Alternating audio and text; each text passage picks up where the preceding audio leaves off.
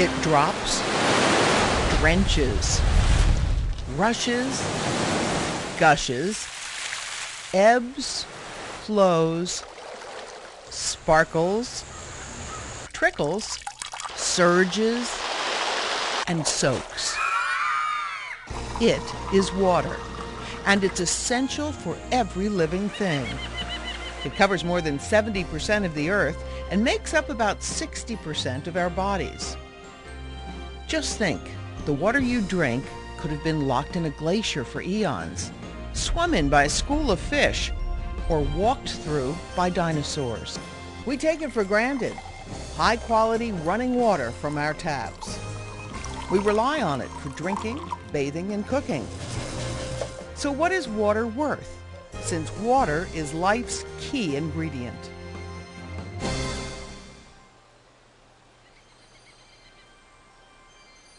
Today, many people in the United States don't give water a second thought.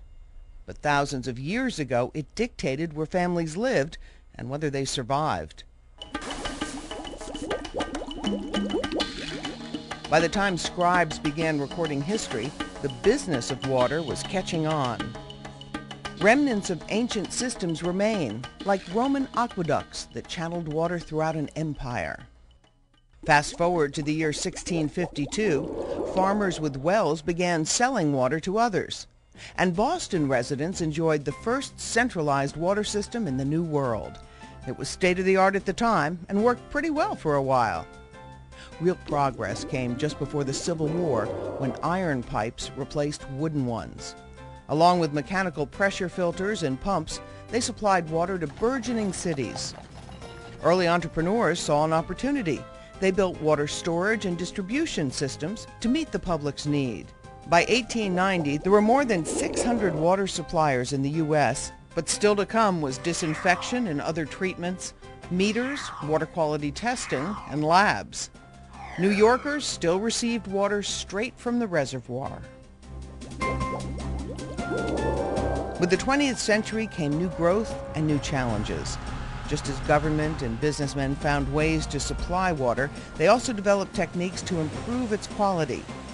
Cholera, flu, and typhoid epidemics shed light on the existence of waterborne disease and the urgent need to treat water to make it safer for human consumption.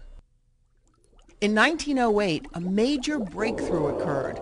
Albany, New York, and Jersey City, New Jersey introduced disinfection in the form of chlorination to their treatment processes to kill microbial contaminants. Within a few years, chlorine was being used nationwide, and it virtually eliminated the spread of waterborne diseases. The introduction of chlorination was one of the most significant public health developments of the 20th century.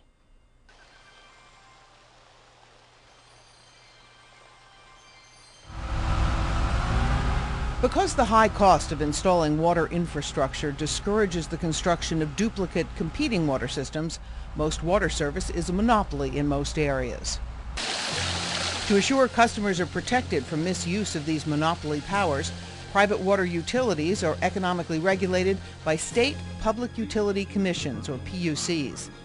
The primary role of PUCs is to promote the overall public interest by maintaining a balance between the interests of water customers and the interests of investors in the water utility who provide necessary capital.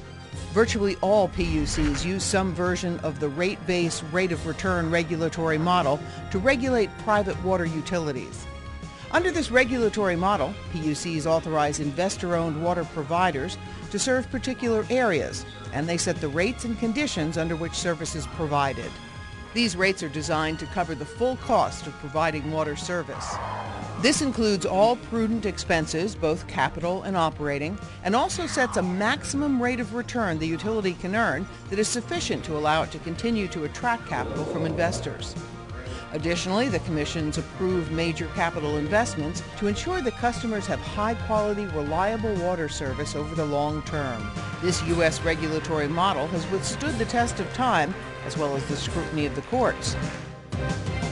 In 1898, the Supreme Court ruled that a utility company is entitled to a fair return on the value of such plants.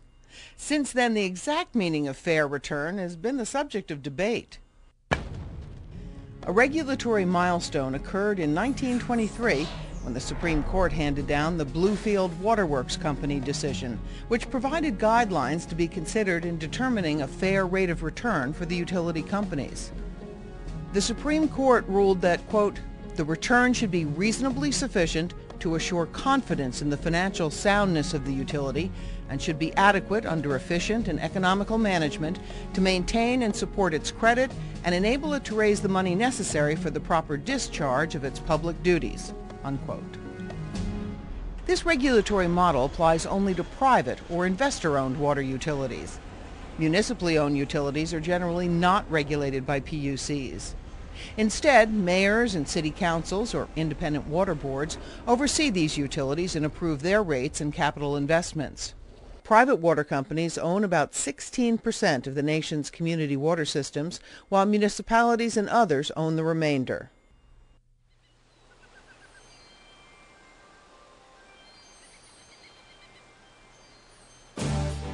In addition to economic regulation, environmental regulation is in place to protect the quality of water.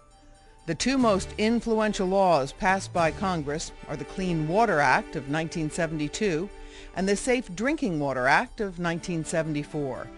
These laws are enforced by the United States Environmental Protection Agency and state environmental or health agencies. The Clean Water Act, or CWA, required the EPA to develop new rules for the collection, treatment, and disposal of wastewater to assure human activities do not pollute the environment.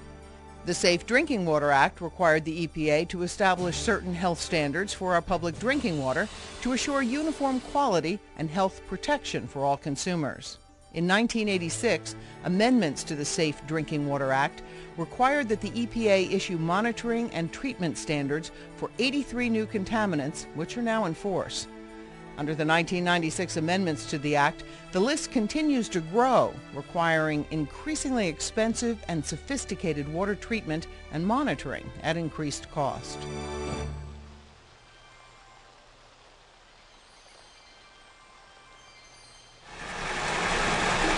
Treatment to remove potentially harmful contaminants is essential because water is truly the universal solvent.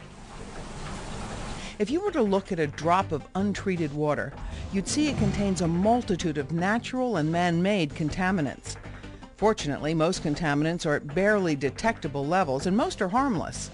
But some chemical and biological contaminants can cause acute or long-term human illness. The U.S. EPA sets standards for the removal of these contaminants to levels that will not cause harm. Water sampling and laboratory analysis for detection and quantification of these contaminants is also required by regulation.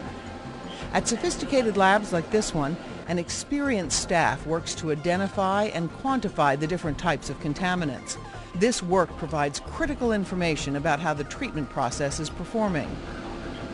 Waterborne disease remains a real concern even today, and continuing research is important to develop more effective detection and treatment processes.